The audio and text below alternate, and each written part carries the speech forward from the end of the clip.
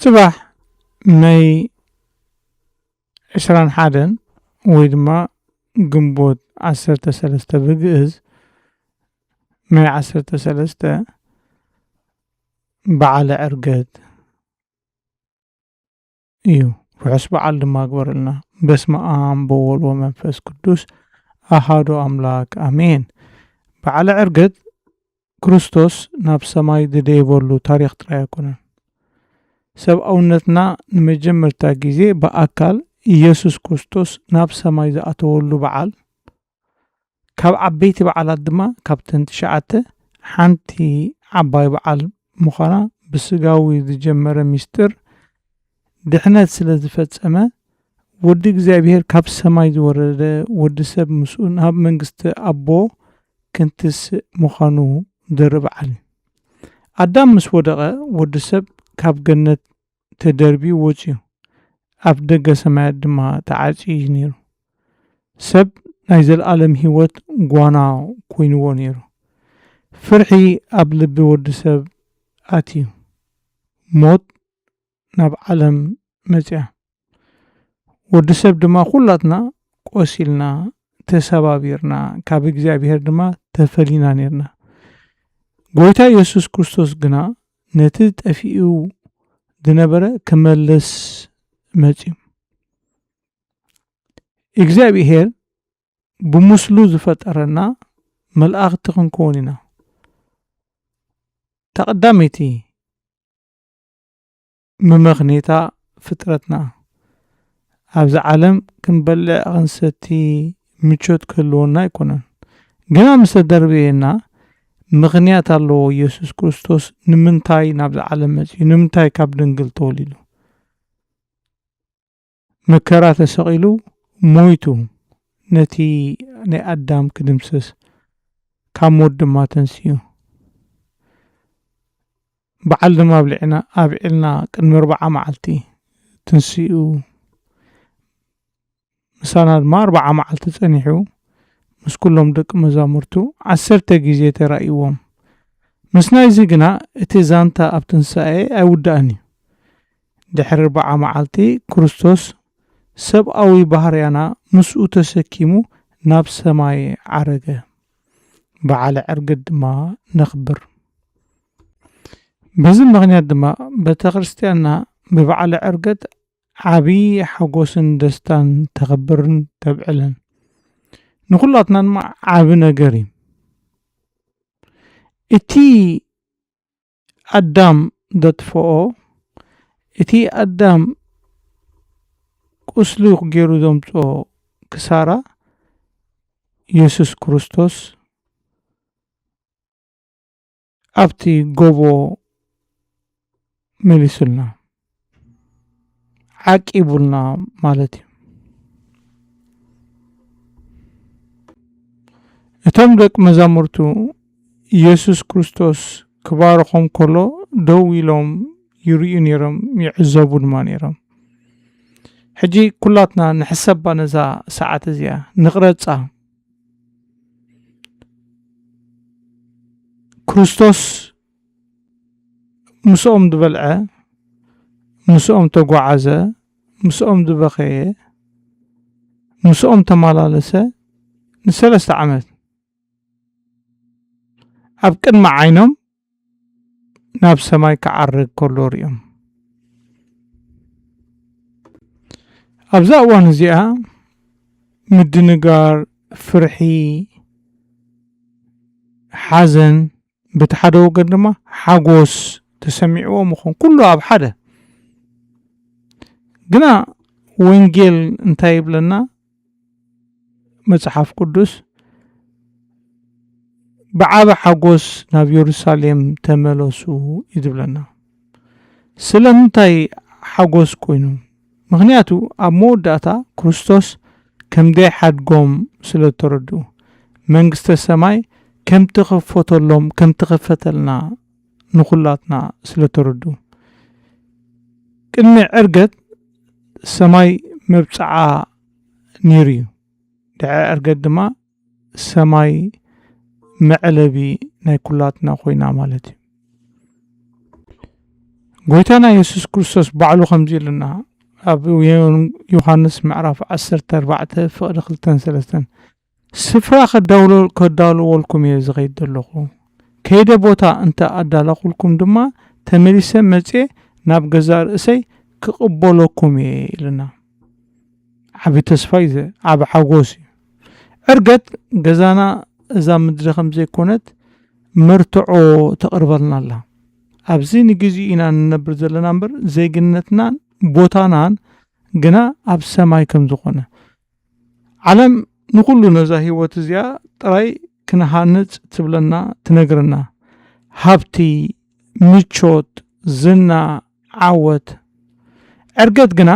ኣብ ምድሪ ዘሎ ኩሉ ከም ዝሓልፍ ይዘዘኻኽረና እቲ ምስ ክርስቶስ ተዋሃደ ጥራይ ድማ ናይ ዘለኣለም ህይወት ዝነብር ዝጸንሕ ኮላይ ሓደ እዋን ቅዱስ ኣውግስጢን እንታይ ኢሉ ከምዚ ኢሉ ነይሩ ንሱ ኣብ ቅድሚ ዕንትና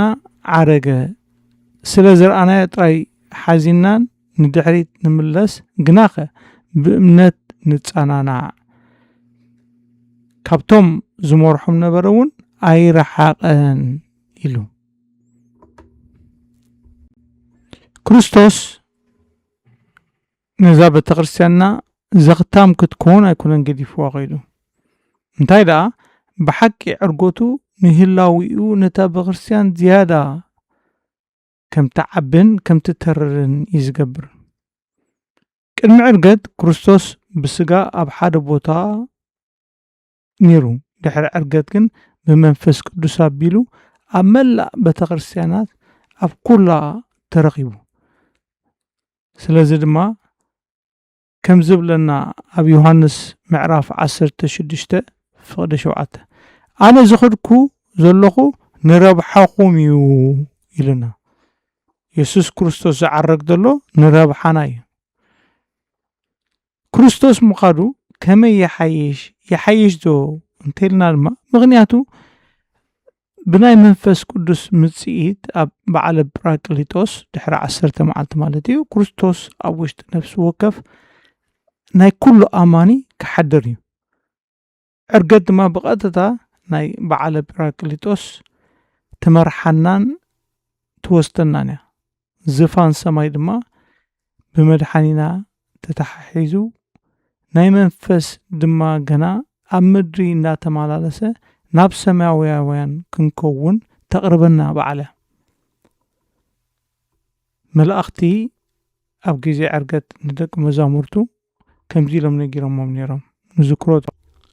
ኣብ ግብረ ሐዋርያት ምዕራፍ 1 ፍቅዲ 11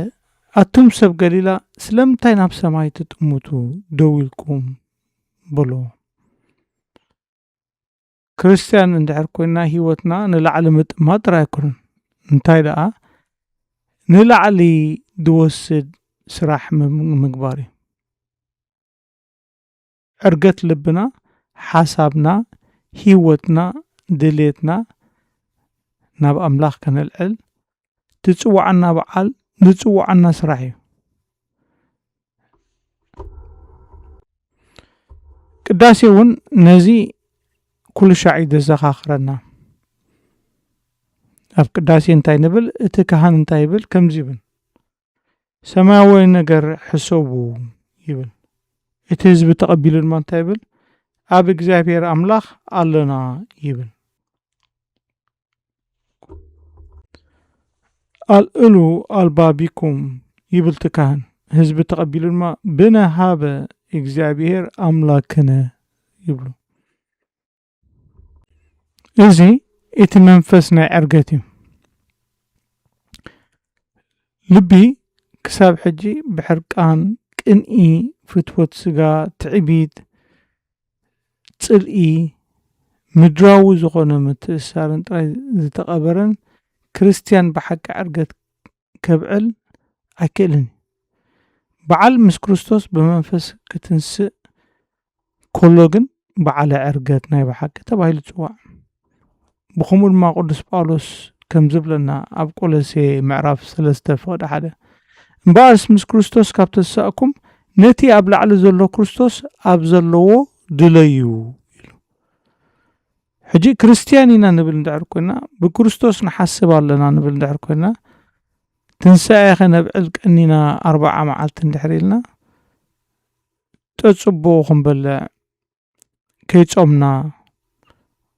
ዋላ ረብዑን ዓርብን ማለት እዩ ኩሉ ንገብሮ ዋዜማ መዝሙር ድማ ናይ ሓጎስ ናይ ደስታ እዩ ግና ልብኹም ኣልዒልኩም ኣብቲ ክርስቶስ ዘሎ ሕሰቡ ናይ መሬት ናይ ብልዒ ጥራይ ኣይኮነን ከምዚ ሓደ ካህን ዝበልዎ ንምንታይ እዩ ሰብ ብዙሕ ዘይመፅእ ቤተ ክርስቲያን ድሕሪ በዓለ ትንሣኤ ተባሂሉ ሰብ ምልእ እብል ሕማማት ክኾን ከሎ ትንሣኤ ክኾን ከሎ ኣብ